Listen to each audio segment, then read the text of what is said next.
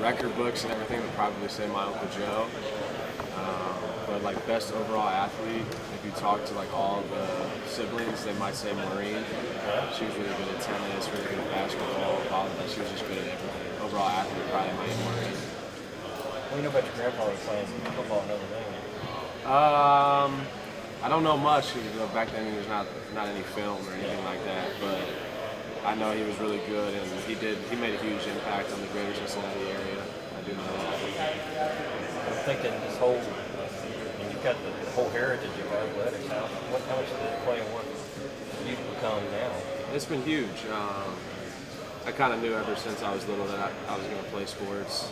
My parents never forced me to do anything like that, but going to family parties and playing basketball in the backyard and playing football on Thanksgiving, there's just really no other choice. You're just kind of born into it.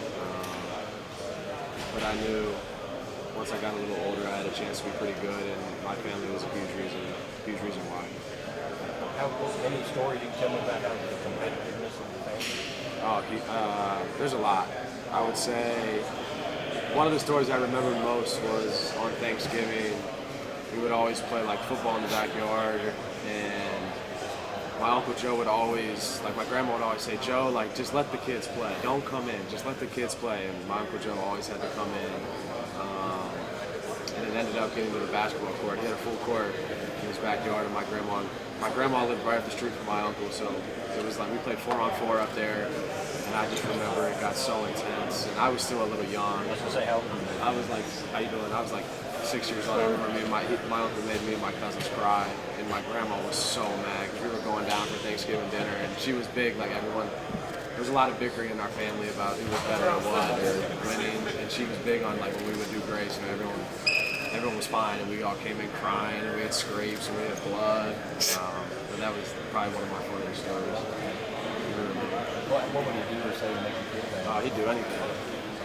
He was going to win it all. Oh yeah, no doubt about it. He was trying to win, and I think that's the reason why I'm so competitive the way I am today. At a young age, he never took it light on anybody. CJ, I'm going to ask you this question here out of modesty if you can, if you will. It's been said that you are the best shooter on the team. Antonio Reese was the too. So who do you think is the best between you and him? I mean, I think this team's got a lot of really, really good shooters. Who's the best? I'm not going to say who's the best. I know that, me and Tone are going to be a tough guard for any team with the way we shoot the ball. So, and that goes for everybody else on our team. Just as hard on your younger relatives? I don't have, so a lot of my younger relatives don't really play sports, and I think that's a cool thing about our family. It's a real big sports family, but we also have a lot of variety. But I've made jokes like, when I have kids, I'm going to be the same way. I'm not going to let them win at anything. But I'm definitely a little softer than my Uncle Joe. I could care less if my cousins play sports or what they do. I'm going to love them regardless. But I'm a little softer than my comments. Was there ever that moment where you beat Uncle Joe in basketball? See, when I was in high school, my uncle was probably like 48 years old, and he was still really good at basketball. Like at Cupcake, he would come in and play open gyms, and he'd be on the other team, and he would still get buckets. So we never played one-on-one, but we played a lot of 2-on-2 in the backyard and a lot of 3-on-3. And I would say probably my sophomore year is when I started to like win all the time. And then he started to have some back injuries and some foot injuries. But yeah, we kind of stopped playing once I got to probably my junior year of high school, and he just strictly would start just working me out, stuff like that. I was curious how you took that. I think he was fine. I remember my dad though. The first time I do remember vividly the first time I beat my dad. I was so excited, and my dad went into dinner with my mom, and my mom was like, "Are you okay?" My dad's like, "I'm done. I'm not playing CJ ever again. That's it. I'm moving on." I do remember that one. I was excited about that. I was probably in 7th grade. Yeah, my dad's a little bit older than my uncle. He was probably like 6, 7 years older, so his body was a little worn out. You remember the details of that game when you took him down? No, I don't remember. I do remember when we would always play to like 11, and I got the final basket, and I just threw the ball at the fence and ran inside. I was so happy. And then my dad came in, and my mom, like I said earlier, was like, "Chuck, are you okay?" Because he just looked defeated. He was like, "I'm done." Did he ever play that? I've never played him since then. No. Can't wait to send this to him. Yeah, this whole competitiveness and all that, how much did that play in you getting through injury, at all, and then last year having to sit again so soon on the season? It's big. It's also my family. It's a huge reason why I get through a lot of things I get through. They've been in similar situations that I have, and they're able to help me with things. That competitive drive of waking up every day and trying to figure out how I can still get better every day. I think that's what got me through a lot of difficult times, especially when I got here and I had the hamstring injury. Just had a positive outlook on everything. Just try to wake up every day and not songs. I think I had like one day. I told like coaches, teammates, when I found out the news, my parents, mom, dad, I was like, we can have one day to cry, but after this, I'm moving on, and it's better days ahead. And I kept with that every day. Whatever I could do, if that's getting on the treadmill, upper body lifts, clean my diet up, I was just really determined to do whatever I could to be at my physically and mentally my best for this season. Did you take the whole day for more, or? I'm not gonna lie, it was a tough day. It was a tough day. I remember I was texting my girlfriend like what happened, and she was sending me like some real positive quotes. And I had called my mom and dad because I saw them at Madison Square Garden, and when I did it, and after the game, like, how you feeling? I'm like, I'm feeling great. And I knew in my head I did something wrong, but I just didn't have it in me to tell them like what had happened. So then when I finally had to tell them, it was a tough time. And then obviously having to tell my grandma and my uncle and all my relatives was tough. Just because I had previously just told them that I was feeling fine. I didn't know what to say in that time. Like, I knew something bad had happened, but I didn't know what to say. But yeah, that was a tough day for me, just because of everything I've been through, and I was so looking forward to playing here. Do you remember how you did it? Yeah, I mean, I knew I wasn't playing versus Duke, but I was going to be able to go out there and warm ups, and my family was at the game, so it was still going to be cool to warm up at Madison Square Garden and see my family. And I just went up to dunk in the warm ups and just tore my hamstring. I didn't know I tore it at the moment, but when I went, because my adrenaline kept pumping, so I was fine. But as I kept sitting down on the bench, it started to like really ache, and I knew something bad had kind of happened. And I still, like I said, was like kind of in denial. Like I didn't know what had happened, but I knew it was bad. So I was just telling Jeff, the trainer, I was like, I think I just need some Advil, and my hamstring's a little sore. And then we got back at like 4 o'clock in the morning, and I just could not sleep. Like my leg was just throbbing really bad. And my roommate was Kellen, and I had to wake him up. I felt terrible. He just played 30 minutes a game, and I was like, hey, is my leg bruised? And he was like, your leg is like twice the size of your other one. And he took me to the hospital, and that's kind of how I figured out that I had torn it.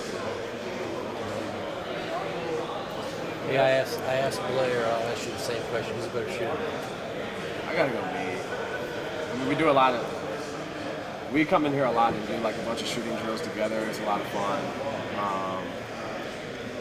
I can't sit here and lie to you. I win most of them, so I can't. I'm not going to say she doesn't win any. She does win some. She's a really good shooter, but I'm going to have to take myself. I'm sorry. I can't lie. I'm sorry. We're less than 2 weeks from the regular season opener now. Just,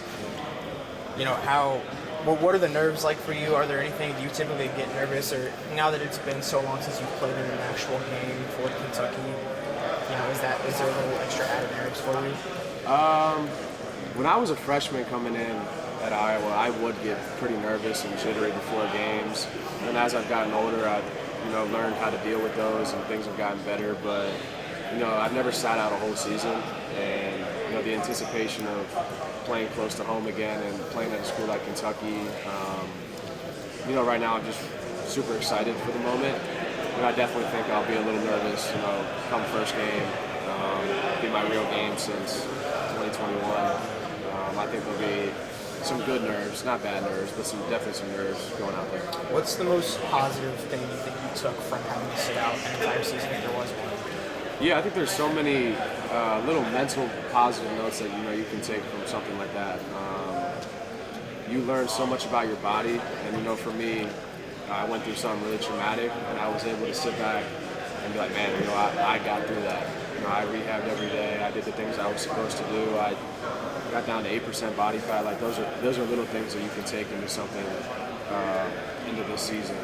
But mentally, I'm just really in a sharp space, and, you know, having a whole season to sit kind of back and know what Cal likes, kind of know the system. I haven't even played a game, but I feel like I've been here and I know what's going on. So there's some little things like that. And there's already been a lot of talk basketball-wise and shooting-wise between you and Antonio. How has he pushed you since he's got here? It's been huge. You know, in practice, coach puts us on different teams and we're going at each other every day. So it's really fun to compete against him, and we're getting a lot better from that. But I'm excited to be on the same team as him and go at other people. I'm really excited for that. I think we'll do really well together. How well do you feel like you've managed this injury? I mean, that was a big part of a big focus about be ready, you know, be able to get through the season. And how good for you was it to have, even if it was a scrimmage the other day, to have a whole game where you're out there, you know, running and getting through it? Yeah, it was funny, you know, coach after that scrimmage was like, man, like you played a whole game, you felt pretty good. And I was like, yeah, I know, but practice we run all day. So like it didn't even hit me that, you know, what I did was actually a milestone for me, like playing, I don't know, what is it, 20, 30 minutes, or that's something I haven't done. But we're just conditioned like that in practice. We're running all the time, so I didn't think anything of it when I was doing it, but after I was like, you know what, that was mentally a good block for me, knowing that I did that and I can do that. Also good that you weren't even thinking about it, I assume, like that you're not out there worried. No, not at all. I've been telling a lot of people like the jump from Bahamas to where I am now has been my biggest jump. You know, the game's just coming a lot easier to me. It's slowing down, and I'm starting to feel like the player I was a while ago. So it's exciting. How much are you embracing showing that you were meant to say player at Kentucky, just showing what you're made of, and since you weren't able to do that? Yeah, you know, I'm excited. You know, my main goal is just to come out here and help us win. That's what I want to do. But I definitely just want to kind of show, you know, everybody the kind of player I am, and, you know, I can still do the things I used to be able to do. You know, there's obviously a block that I'm injury prone and stuff like that, so I'm just trying to, you know, show that I'm going to be able to play 20, 30 plus minutes in the fine. But I'm super excited to go out there and play. How different? Was one of your brothers that told you that growing up there, never going to be the fastest or jumping high, you better know how to shoot? I think that was my uncle. My Uncle Joe, he was probably like the hardest on me. When I got to like the 8th grade, my dad kind of said, I'm done coaching you and stuff like that, and handed it all to my uncle, and he was with me through all of high school. And everyone kind of knew the way to get at me was telling me things I couldn't do, because then it would just make me work 10 times harder to do those things.